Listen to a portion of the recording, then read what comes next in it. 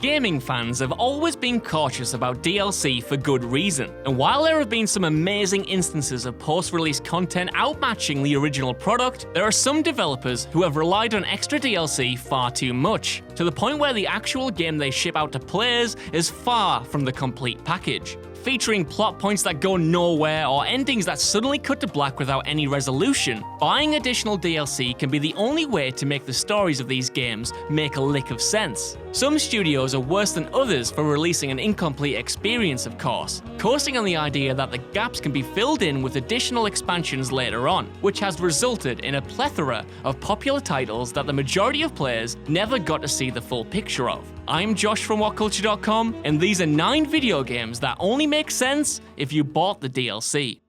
Number 9. Deus Ex Human Revolution.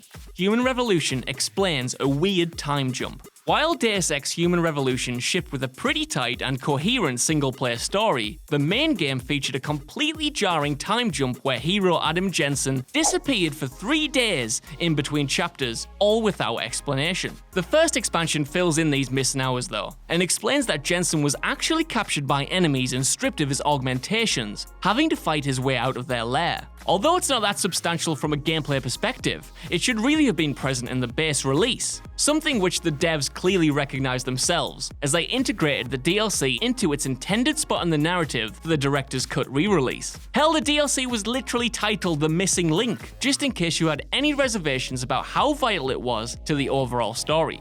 Number 8. The Evil Within reveals everyone is a double agent. The Evil Within was a purposefully obtuse game, but sometimes it went so far in trying to create a surreal and enigmatic plot that virtually nothing made sense. Fortunately, the title's first 2 DLC expansions, The Assignment and The Consequence, helped fill in the blanks. For one, it turned out that your police partner and all-around reliable companion Julie wasn't actually your friend at all, but was working for the villainous company that set the horrific events of the game into motion. The character was separated from players multiple times during the original story, and the assignment explains what she was doing during those absences, namely, screwing you over. That's just one revelation though, as the DLCs featured other huge reveals, like the fact that the protagonist's wife was also working for the company, a detail which directly sets up the plot of The Evil Within 2.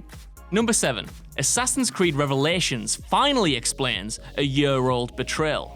Over the first couple Assassin's Creed games, Lucy Stillman is framed as one of the few straight-up good guys in the series, and it's a genuine shock when the player is forced to kill her while under the influence of the godlike villain, Juno. It was suggested prior to this that Lucy might have been hiding something from you, but it wasn't until a DLC for the next game that players finally got answers to what that was. Sadly, the devs went for the most predictable twist possible, and revealed that Lucy wasn't on your side at all, and at some point had actually defected to work with the Templars, with the plan of screwing you over once her mission was complete. Fans waited ages to figure out just what the hell the ending of Brotherhood was all about, and when the reveal was that one of the game's best characters was actually a villain the whole time, they couldn't help but be disappointed. Number 6. Dishonored's DLC is both a prequel and a sequel. Moving for the most part away from Corvo's story, Dishonored's DLC packs, The Knife of Dunwall and the Brigmore Witches, cast players as Dowd, the assassin who killed the Empress at the beginning of the main game, and set its entire plot into motion, acting as both a prequel and a sequel that intertwined and diverged from the original narrative. Covering Dowd's life leading up to the assassination and his subsequent attempts at redemption, at multiple points the expansions actually converge with the major beats of the original title, depicting pivotal plot points from an entirely new perspective that completely altered their meaning. In a lot of ways, these DLC packs are actually tighter and more focused than the original Dishonored, but their stories wouldn't be anywhere near as impactful if that game hadn't laid down the groundwork for the DLC to shake things up. Number 5. Dragon Age 2 introduces Inquisition's villain. Although Dragon Age 2 was a disappointing sequel to a stellar original game, its DLC actually did a pretty good job of furthering the base narrative to create something more in line with the rich and detailed stories that fans expect from the series. However, one piece of DLC was made to specifically bridge the gap between this sequel and the next, introducing Corpheus, the main villain of Dragon Age Inquisition. Acting as a prologue to the third game, the Legacy DLC featured the player's first run-in with the Blood Mage, exploring his origins, motivations, and relationship to the world rather than waiting for the sequel. Consequently, players booting up Inquisition without having played through this DLC will have no idea who this new villain is or why he's suddenly such a threat, making Corpheus come across like a 2-bit bad guy and far more generic than he actually is. Number 4. Bioshock Infinite bends over backwards to fix its most glaring plot hole. One of the most criticized parts of Bioshock Infinite was that the game's rebel leader, Daisy Fitzroy, was eventually made out to be just as evil as the racist dictator, Comstock. In one head-scratching moment that seemed to exist only to further Elizabeth's character arc, Daisy takes a child prisoner and threatens to kill him before Elizabeth murders her with a pair of scissors. The Burial at Sea DLC attempts to explain the logic of this out-of-nowhere character moment, revealing that Daisy knew that she'd have to be killed by Elizabeth if there was any chance of putting an end to Comstock's reign of terror. Being visited by the time-traveling Latesse twins, Daisy agrees to pretend to do something sinister in order to provoke Elizabeth into realizing that sometimes murder is necessary. So, the child himself was never actually in any danger, and the character's 180 personality turn was just a ploy to get Elizabeth to realize that sometimes extreme situations require extreme actions. Number 3. Castlevania Lords of Shadow reveals why Gabriel is suddenly a vampire.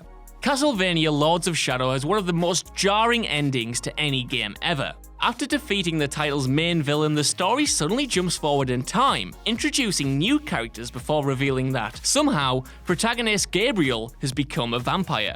It all comes out of left field, and it rightfully left fans scratching their heads, wondering just what the hell they were supposed to do with this new information. Of course, the developers knew this polarizing ending would get people talking, and hopefully encourage them to pick up the title's largest piece of DLC in search of answers. The expansion did in fact fill in the gaps, and explains that between taking down the bad guy and becoming a vampire, Gabriel actually went on an entirely new quest to destroy an age-old evil that he indirectly awoke on his adventures in the main game. It was this final quest that resulted in the character's vampiric transformation, something you would have no idea about without this DLC.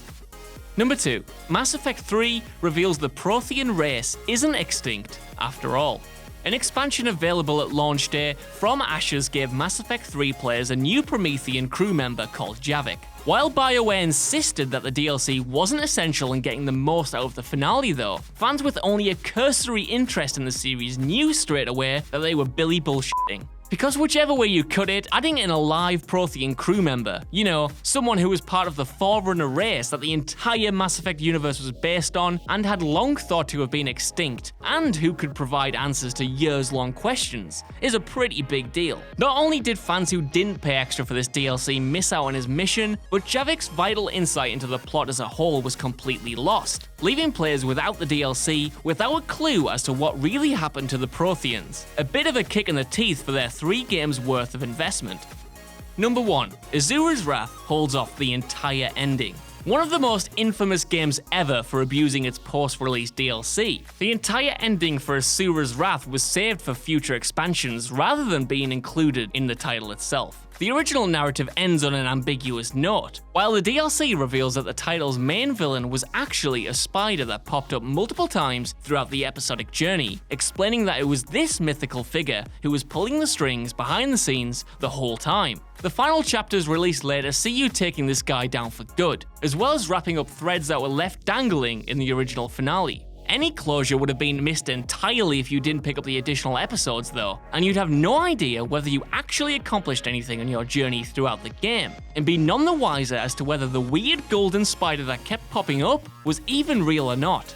So that's our list. If you felt a bit shortchanged by having to pay up for these essential plot points, then please let me know in the comments. And while you're there, don't forget to like, share, subscribe, and head over to whatculture.com for even more lists like this every single day. I've been Josh, and to get the rest of this send-off, you'll have to pony up another 15 bucks. Just kidding, I'm not worth that. Gosh, can you believe that that person said that about that particular video on that entry? I sure can't. But you should like, share and subscribe below anyway. And also, the people who made this video, they're right here. Go follow them and give them some love. Also, there's more content, probably above my head. Check it out. Or don't. 50-50.